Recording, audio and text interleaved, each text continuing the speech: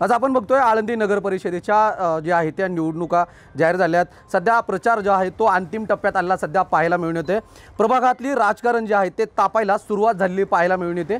खरं तर पाहायला गेलं तर प्रभागामध्ये जे अपक्ष उमेदवार आहेत त्या अपक्ष उमेदवाराचा पाठिंबा नेमका कुणाला असेल आणि उमेदवार तो देखील रिंगणात असेल का असा देखील प्रश्न उपस्थित केले जात होते। परंतु आम्ही सध्या आळंदी नगर परिषदेतील प्रभाग क्रमांक 1 मध्ये आहोत आणि आळंदी नगर परिषदेतील प्रभाग क्रमांक 1 येथील भारतीय जनता पार्टीच्या कमळाच्या चिन्हावरती निवडणूक लढत आहेत। ज्योतिताई गुंडरे आणि सचिन भाऊ गुंडरे हे दोन उमेदवार आहेत या ठिकाणी कमळाच्या चिन्हावरती निवडणूक लढवत आहेत। आज प्रभाग क्रमांक 1 मधून या ठिकाणी सध्या आपण पाहतोय ज्या अपक्ष उमेदवार आहेत त्या देखील माझ्यासोबत आहेत।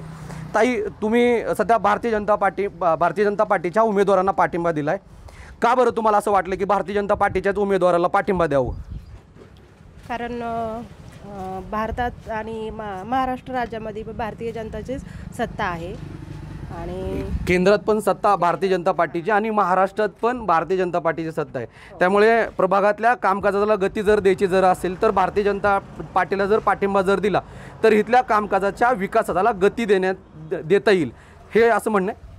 हो, काय वाटतं मग तुम्हाला सध्या आता प्रभागातल्या नागरिकांना काय आव्हान करताय तुम्ही? ह्या नगर परिषदेच्या इलेक्शनच्या तुम्ही रिंगणात होतात, अपक्ष म्हणून होतात, नागरिक तुमच्या पाठीचे होतात, त्या नागरिकांना काय सांगाल?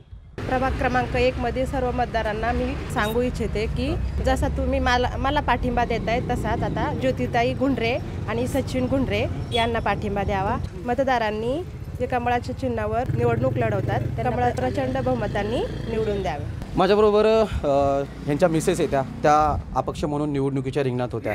खरं तर तुमच्या मिसेस होत्या अपक्ष म्हणून होत्या, सध्या आता भारतीय जनता पार्टीला पाठिंबा दिला आहे, काय सांगाल? मतदारांना काय संदेश द्यायला आहे मतदार? सर्वात प्रथम मी जे माझे मतदार होते विदर्भ मराठवाडा या भागातील जे माझे विश्वास ठेवून त्यांनी मला जो पाठिंबा दिला होता, त्यांनी मला थाप टाकली होती पाठीवरती की बाबा तुम्ही इलेक्शनला तुम्ही उभं राहा आणि तुम्ही जर उभं राहिले तुम्ही माझ्या हक्काचा माणूस उभं राहाल। त्यावेळेस मी प्रयत्न करत असताना जो मला मोठ्या आमच्या जे भावकीची साथ मिळाली, भावकीच्या लोकांनी जे मला आदर नाही का, ते वडीलधारी माणसं माझे जे वडिलांच्या लेवलचे माणसं त्यांनी मला सांगितलं की बाबा तू असं राहिल्याने असं होऊ शकतं।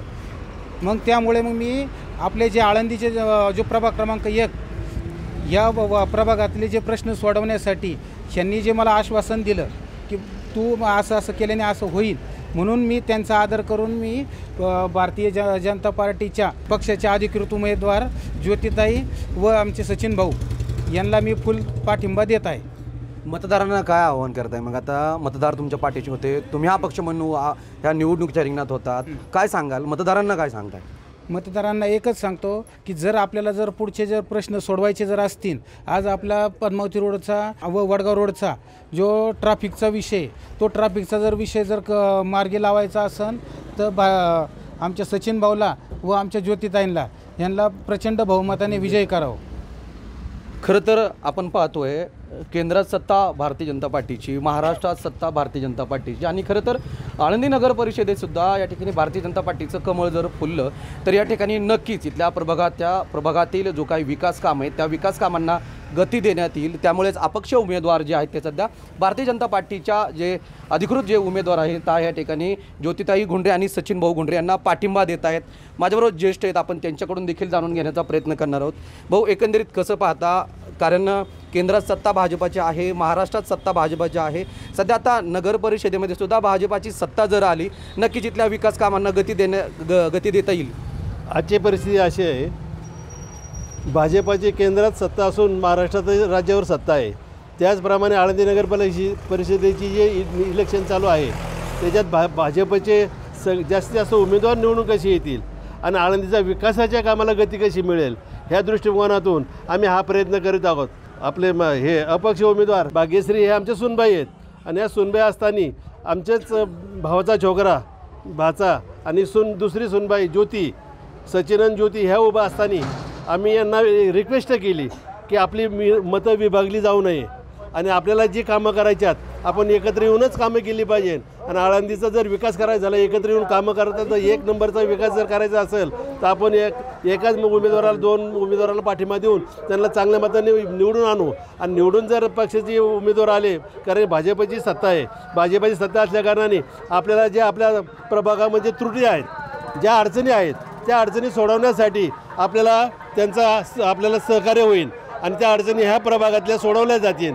आणि त्या अडचणी म्हणजे अशा की आळंदीमध्ये खूप ट्रॅफिक असतं, ट्रॅफिकचा विषय मार्गी लावता येईल. आळंदीतील नागरिकांना वेळोवेळी पाण्याची अडचण आहे, पाणीसुद्धा 2-2 ते 4-4 दिवस पाणी येत नाही. तर पाण्याचा प्रश्न आपल्याला सोडवण्याच्या दृष्टिकोनातून आपण स्टेट लाईन टाकून आपल्याला तो प्रयत्न करता येईल आणि आपल्या नागरिकांना कशा सुविधा उपलब्ध होतील ह्या दृष्टिकोनातून आम्ही आपले नगरसेवक प्रयत्न करतील. नगरसेवक आल्यानंतर त्या नगराध्यक्ष आपला BJPचा होणार आहे 100% मला खात्री आहे. आणि वर सत्ता आहे महाराष्ट्रात BJPची आहे, केंद्रातही सत्ता BJPची आहे. त्यामुळं कुठल्याही विकासाची कामाला आपल्याला कुठलीही अडचण येणार नाही आणि योग्य प्रकारे चांगल्या प्रकारे आपल्याला आळंदीचा विकास करता येईल अशा भावनेतून आम्ही एकत्र येऊन हा पाठिंबा जाहीर आज करत आहोत. आणि हा पाठिंबा जाहीर करताना ते सगळे एकत्र येऊन सगळे प्रचारात सगळ्यात भाग घेऊन चांगल्या पद्धतीने काम करत आहे असं मी आज ह्या दृष्टिकोनातून मी सांगत आहे असं बोलतो. खरं तर आपण पाहत आलो की सध्या आता केंद्रात भाजपाची सत्ता आहे, भारतीय म्हणजे इथं सध्या आळंदी नगर परिषदेत सुद्धा भाजपाचीच सत्ता येईल असा हा विश्वास आहे तुम्हाला असं वाटतं? हां, नक्कीच येणार. 100% मला खात्री आहे की इथं सुद्धा भाजपची सत्ता येणार आहे आळंदीमध्ये. मतदारांमध्ये तसं जर पाहिलं तर सध्या म्हणजे विरोधी पक्षाकडून देखील सध्या पैशाचा पाऊस पाडला जाऊ शकतो. मतदारांनी पैसे न घेता या ठिकाणी जो प्रभागातला विकास करेल, प्रभागातल्या विकासाच्या मुद्द्यावरती जो लढेल त्यालाच मतदान करावं.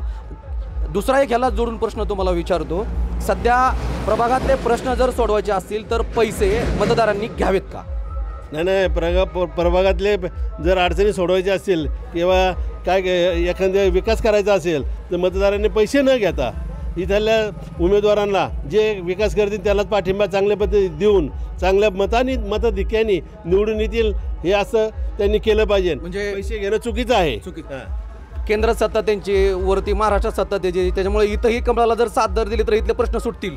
नक्कीच सुटतील. कारण का तो वरली सत्ता असल्या कारणाने आपल्याला त्यांच्याकडे आपल्या अधिकारांनी त्यांच्याकडे आपला अधिकार सांगता येईल की आमची ही कामं झालीच पाहिजे तिथली. आणि ज्या अडचणी असतील ना ती सगळी कामं आपली मार्गी लागतील हे मात्र नक्की आहे.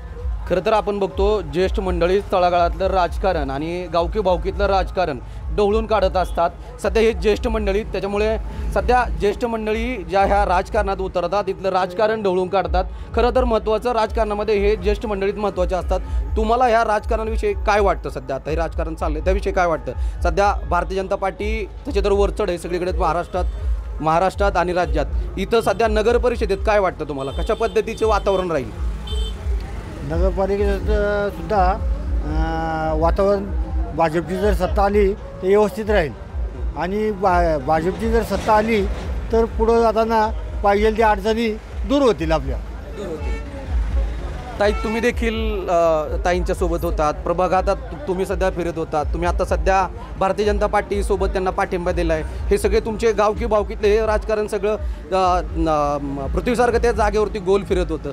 सध्या आता तुम्ही सगळे एकत्र झालात, कसं पाहता या गोष्टीकडे?